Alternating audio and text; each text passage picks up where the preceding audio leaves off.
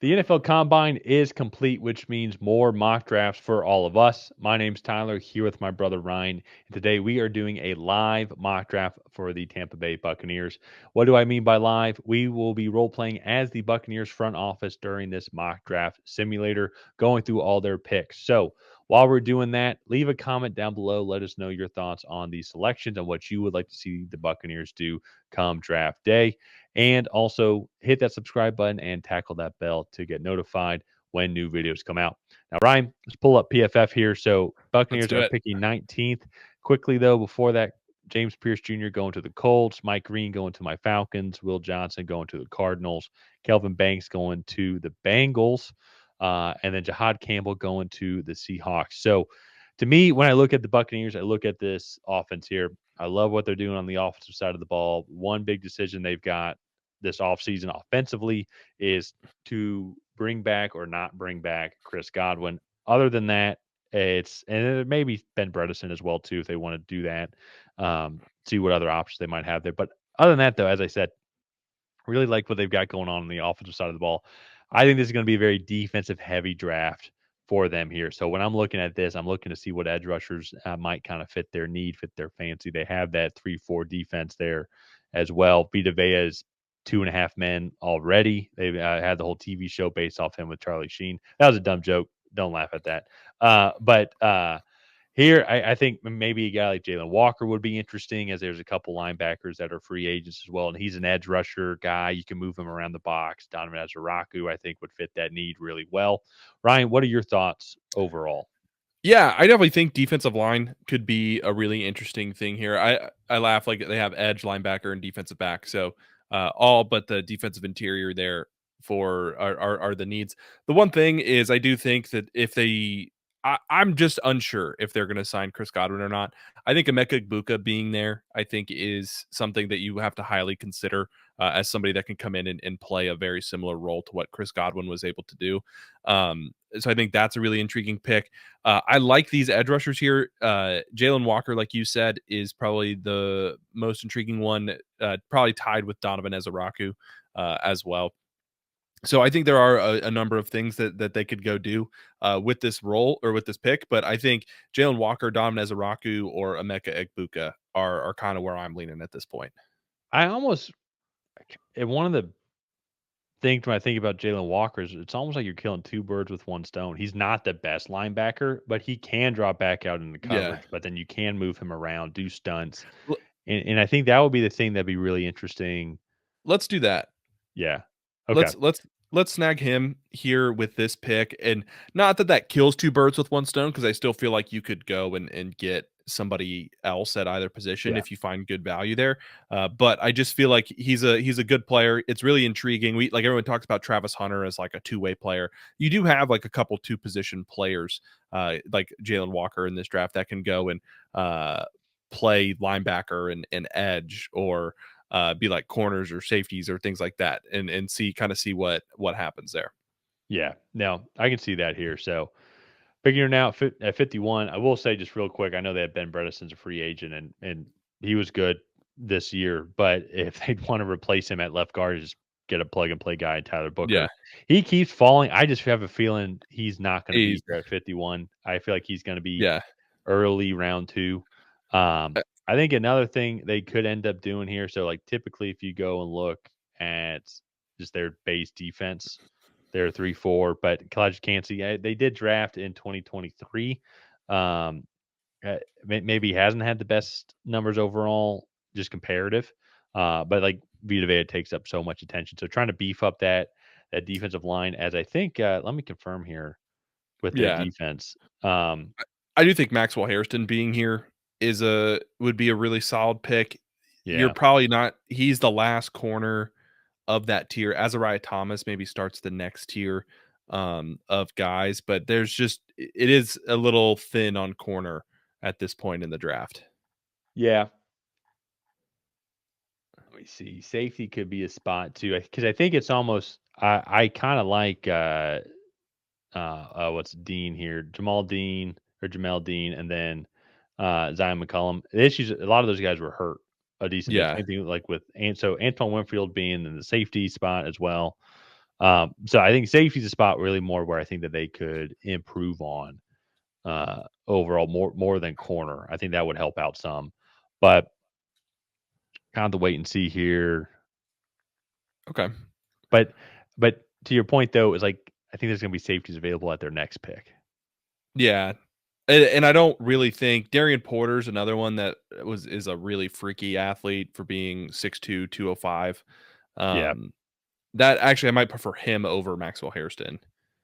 let's do that. Let's just Okay. get some more depth in there. Maybe they can move him around. Maybe they can help out in some other formations because a lot of teams are doing that now where maybe they could roll like with one linebacker and have like multiple cornerbacks or safeties on the field to help Yeah. out with That'd be coverage. dime coverage. Dime, exactly. Yeah. So, so we've addressed linebacker slash edge with Jalen Walker, and then Darian Porter bring in a defensive back. Kevin Winston is on the board if you want to go that route. I think that would be interesting. Lathan Ransom is there for safety as well. I don't know what wide receivers are on the board. You have Savion, Tez, Isaiah Bond, Torrey Horton. Yeah, those are okay. Um, I'm almost thinking like, what if you did that? Like, I don't think they need really too much offensive line help as of now. Like some depth would be good. I could see yeah. it maybe being. I could see maybe one of the receivers here. The first one that came to my mind was going to be safety, in double dip there. Well, you want to do Uh, Lathan Ransom? He was kind that's of the strong safety to Caleb Downs, so that he could be the strong safety to Antoine Winfield. well, and that's what I'm thinking too as well. Yeah, because Okay. he's going to be more of that free safety. And then I'm trying to find Jordan Whitehead here. Where's Jordan Whitehead? Or did they cut him already? Or maybe he didn't play at all last year. Yeah. But and just seeing where he ends up ranking up here. But I like that though in general. I think he's still just Okay. a good player overall. No, So and I agree. I feel like he'll definitely find a role, especially with how injured that room has been, that defensive yeah, backs room. I feel like it's smart to put some depth there. And now I really kind of feel like we're in a best player available spot. Obviously like Will Howard, we're not gonna take, but yeah. um could potentially do like Barrett Carter. Any Willie Lampkin might be interesting. Get some depth on the interior there. He's going to need some development, but could be a really solid guy Yeah. in year 2 or 3. And sorry, and just real quick too with Jordan Whitehead, it does look like he has been released or is going to be released by the Buccaneers. So that's why I couldn't find him. Okay. Okay. And so I think getting Kevin Winston or safety there in that room, I think would Jordan help out a lot. Lathan Ransom. Lathan Ransom, Yeah. yes, thank you. Um I don't know. I'm kind of feeling maybe get some offensive line depth. Not cuz they necessarily need offensive line, but uh just to add some depth there cuz that's always a spot you're going to need 10 or so bodies for a full season. Yeah, So I Willie could see that with Ben Bredeson being there. You were going to talk about Willie Lumpkin.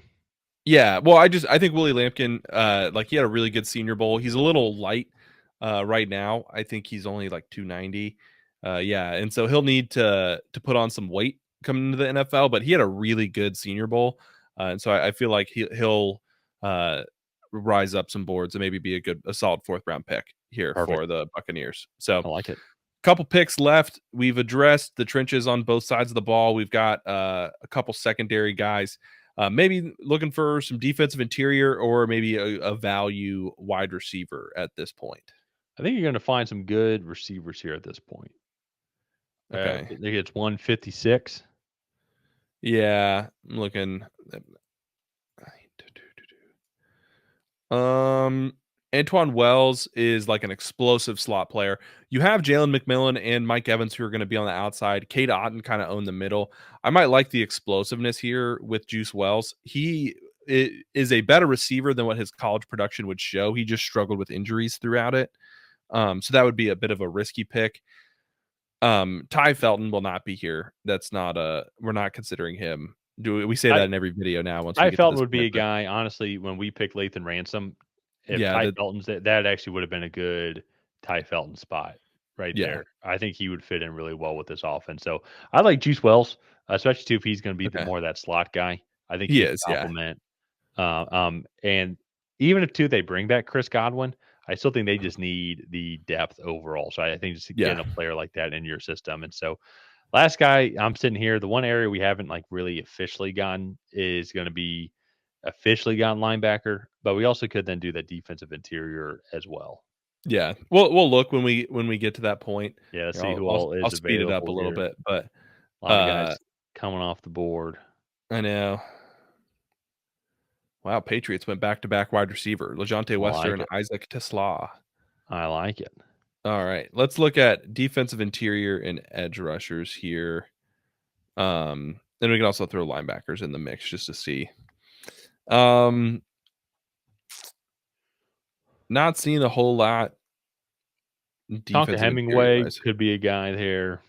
Yeah, I was he's oh, no, he actually could be more of a pass rushing, Well, that'd uh be actually kind of the way they have that defense yeah, set up. Is Vita Vea but is the big nose tackle, but then they have some lighter defensive tackles in between there, or okay, next to him with their outside linebacker. So let's go Tonka here. I think that okay, would be a good route for them to go. Tonka. Tonka. That is probably one of my favorite names so far in this draft. Storm Duck, I think all time might be up there. General Booty is another college General football name that Booty, yeah. that's a good one. Racy McMath, I think is a Yeah. good one here. General Um, Booty is like from the Key and Peele skit. Like yeah. Oh yeah. No, the one from the th Key and Peele skit is well, I'm thinking of a Dave Chappelle skit, but my favorite one, we'll have to see if this kid makes it, but there's a linebacker at Eastern Michigan. I can't say his name. It's hysterical that it's actually his name. But so what that one is okay. Dave Chappelle for sure. Okay. Okay. So go But look it up if you know what I'm talking about.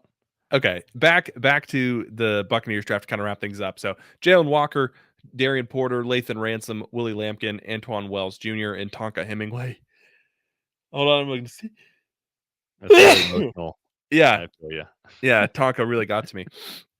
Sorry, I was about to sneeze. Well, I did sneeze, but uh I just think all in all, they address the interior on both sides of the ball. They add some secondary depth. They get a developmental wide receiver who, if he can stay healthy, would be a really good value pick there. The biggest question is just going to be if he can stay healthy or not. So, all in all, the Bucs, I think, with only 6 picks, I think did the best that they could. Especially too, they couldn't trade back in this mock draft either.